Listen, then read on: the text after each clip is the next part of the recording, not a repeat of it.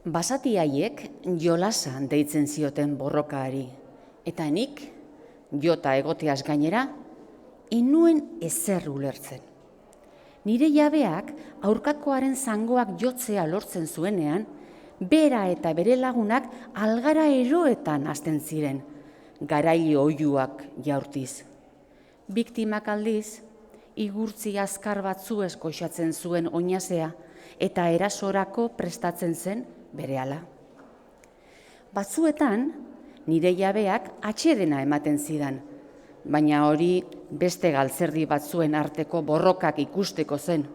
Denak ere izaki arraro zutu eta oihulari haien eskuetan beti. Jolastoki hark zirku erromatar baten antz handia zuen. Kezkatu egin nintzen, nire erresistentzia zela eta. Egia da, Kloti Andreak oso ondo josia zidala punta, eta puxtarriak ez zirela hasieran uste izan nuen bezain astunak. Baina biztan zegoen, martxa hartan nireak laster egingo zuela, erremediori gabe.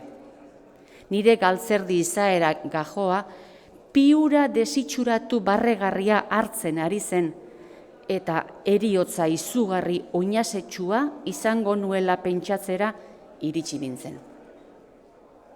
Diotenez, izaki arraroak berehala aspertzen omen dira beti jolas berean jardunezkero.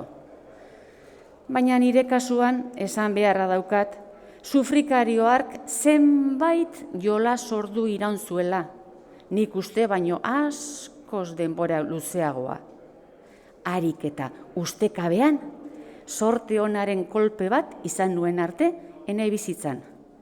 Eta horri esker, konta dezaket hau guztia orain